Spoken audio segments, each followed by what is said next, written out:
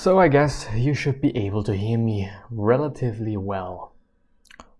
Yeah, and with this being said, hello, welcome back to another stream. Today we're gonna talk about something, but only after the intro. The super duper amazing intro. But I do actually wonder whether there's sound on the intro, because usually there is, you know? At least as I have made it, there was sound, some rain sound. But I guess that there is no sound with it, which is also fine. It doesn't matter in the end too much. But well, yeah. So what are we going to talk about today? What is going to be today's topic?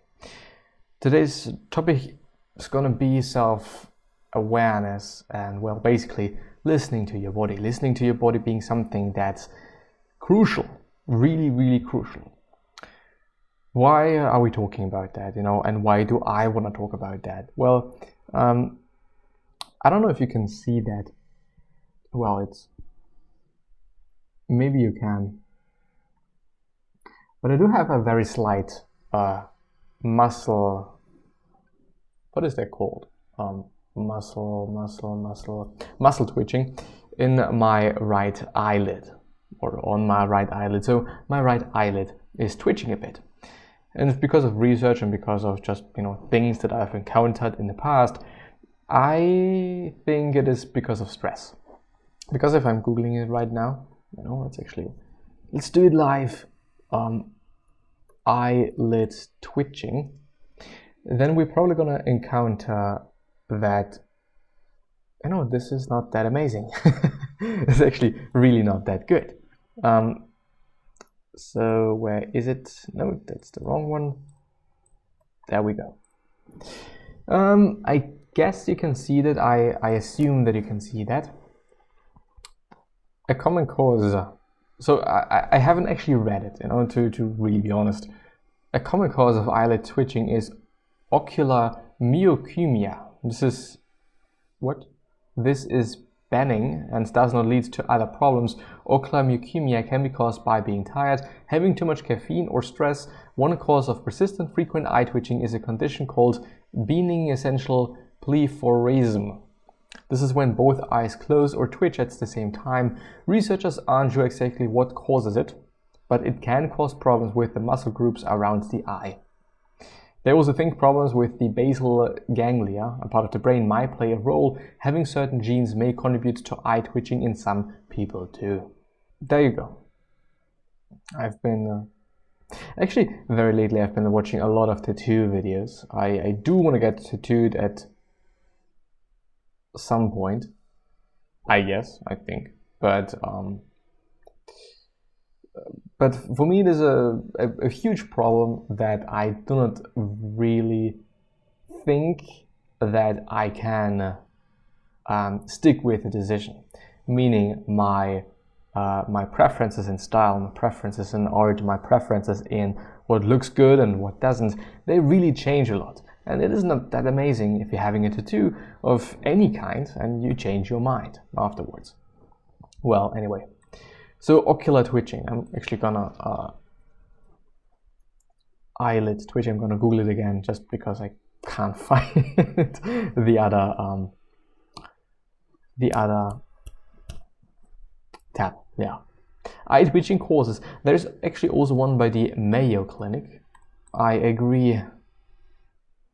Eyelid twitching may be triggered by alcohol intake, bright light, caffeine excess, fatigue, irritation of the eye surface or inner eyelids, smoking, stress, wind or air pollution.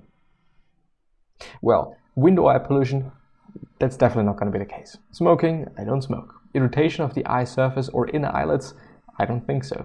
Fatigue, maybe. Caffeine excess, maybe. Bright light, no. Alcohol intake, no. Or stress, this is the third thing that could be the case, but still, even if it is one of these three things, even if it is not stress, it is still no good. And in terms of caffeine, I also do not really think so, because I have noticed it also when I haven't consumed caffeine, I guess, but I'm not that sure. Anyway, what I want to say, and I do have to check something in the background, you know, something that I actually did want to do off camera, but it doesn't matter in the end anyway. So, what is the size of that? I would really like to know the size of that. Just because, really because. Let's just download this son of a bitch. Let me see what bullshit quality that is. Well, you know, at this point in time, I'm working on a project. I really do have a hard time at this point of time to do stuff besides you know, going to university, working on my university stuff, because my body says, well, you should not be doing that. You know, you should be just, you know, resting a bit. You also maybe shouldn't even work out. You well, you shouldn't do things that you do not necessarily have to do. But on the flip side, when I don't do much, you know, when I'm just sitting around watching YouTube videos and whatnot, I feel bad about that. So I guess maybe as well it is about sleep. I haven't been sleeping too much in the past few days, which obviously is a huge problem, and I actually really feel my eye being like, well, maybe I shouldn't even record, but I actually do want to record. You know, this is a slight issue. File information. What is the size of it? Could I just have the fucking size of it without having to just, you know, push it into Photoshop to check that out? So listen to your body. When your body is saying to you, do not do something, do not do something. I would actually also argue that, can I see there? Well,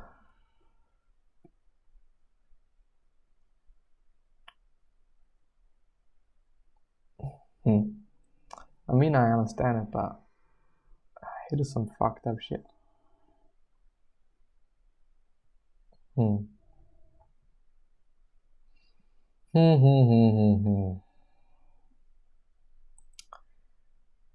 I know, besides the fact that it does not make any sense. Well, anyway, one should always be thankful for opportunities that one is having. Period. I do want to get that home as well, but still, anyway, let's actually. I wanted to look up something. Listening to your body, listening to yourself, listening to what your body's telling you, and then not doing so.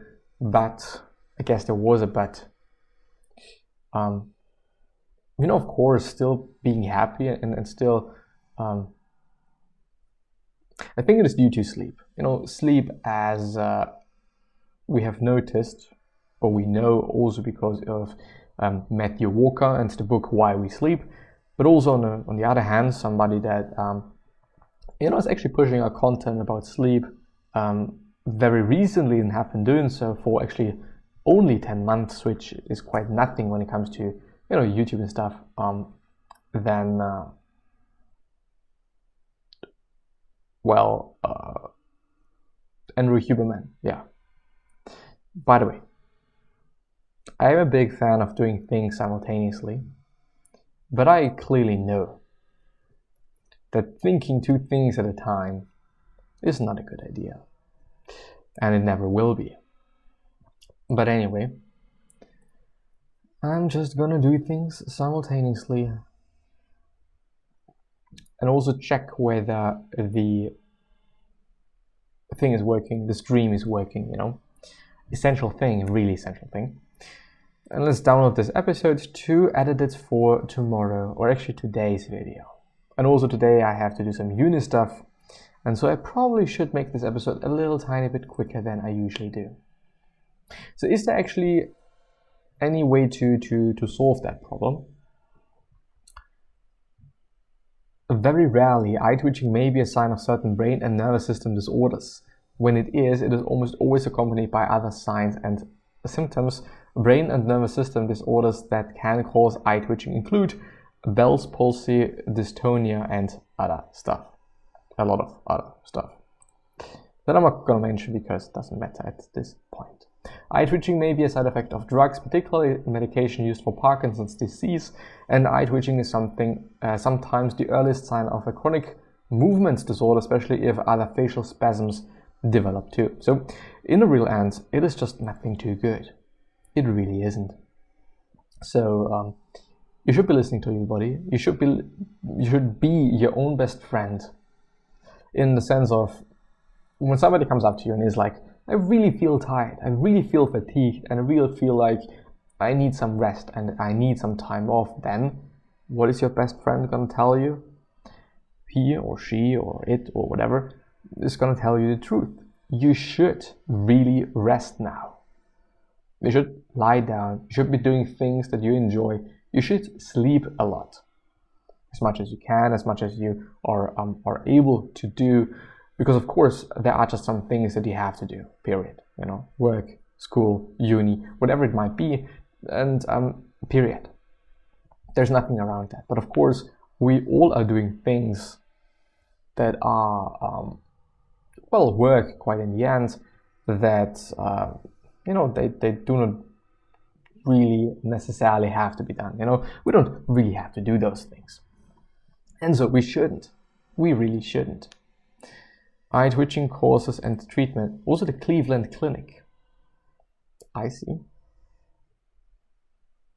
This condition causes contraction of muscles on one side of the face, including the eyelids. Another condition that usually involves one eye and is less forceful than blepharospasm. Blepharospasm, a condition in the nervous system that causes increased blinking and involuntary closing of both eyes. No. This is definitely not what I'm encountering. What causes eyelid twitching?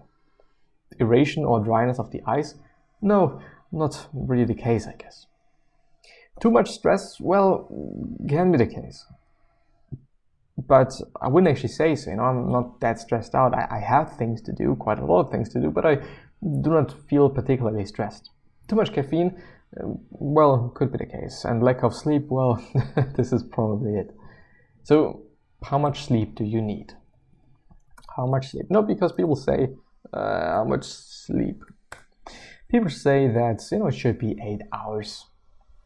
But is this really the case?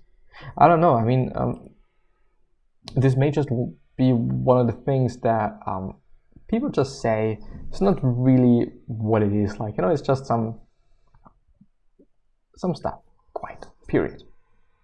I don't know what else to say. So there we go. Newborns apparently have to sleep from 14 to 17 fucking hours. Infants 12 to 15, toddler 11 to 14, preschool 10 to 13, school age 9 to 11, teen 8 to 10, young adult 7 to 9, adult 7 to 9, and older adult, which apparently is 65 or more years old, 7 to 8 hours. And also apparently you do not need as much sleep when you get older, which is actually pretty interesting and pretty contrary to what I thought is kind of the case, because most often you can see elderly people, you know, sleeping throughout the day. You know, maybe, I guess, they probably do not get a lot of sleep in a row. I guess they wake up relatively frequently, you know, during nights. And so I don't know, so maybe in total it is going to be 7 to 8 hours. Whereas, you know, most adults, apparently from 26 to 64, so I am only a young adult, being 20 and being in this range of 18 to 25, but this doesn't, you know, matter in the end, because the recommended hours, as you can see here in this table here, you know, still the same. In each group, the guidelines present a recommended range of nightly sleep duration for healthy blah blah blah blah blah. Are you productive, healthy, and happy on 7 hours of sleep? Or have you noticed that you require more hours of sleep to get into high gear? Well, I kind of still have enough energy. I just feel like that there is something going on, something that I do not really enjoy, something that actually should be changed. Do you have a high level of daily energy expenditure? Do you frequently play sports or work in a labor-intense job? Then you probably actually have to sleep a bit more, I would assume. And well, I would also think, by the way, do you burn more calories by thinking more, since the brain apparently is consuming 20% of your daily calories. More thinking, more calories. And no part of you demands more energy than your brain, while the brain represents just 2% of, okay, apparently it's 2%. A person's total body weight, I'm sorry, it accounts for 20% of the body's energy use. That means during a typical day, a person uses about 323 calories just to think. Does thinking burn calories? And so I actually thought, in times where I really had a great and lean physique, I had to learn a lot and had to think a lot. And so I thought, well, there might be a correlation. So let's see, I don't want to read everything, but I guess that I kind of have to do so. Even in this hypothetical instrument learning session, the brain's ability to stay on task would taper, off as its stores of glucose dwindle. You would run into this depletion effect where you can't sustain the same level of cognitive performance, blah, blah, blah. Agrees that our brains don't expend a whole lot more energy during tough tasks than during simple ones. A person doing cognitively challenging work for 8 hours would burn about 100 more calories than a person watching TV or daydreaming for the same amount of time. But I still mean, 100 calories are 100 calories, it's still something, it's, I guess, an apple or something.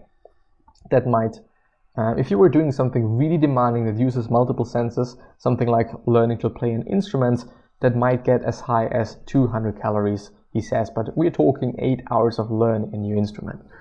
What is going on? We're probably not going to do so. And, I'm going to end the episode there. Wish you the best and see you soon. Bye-bye.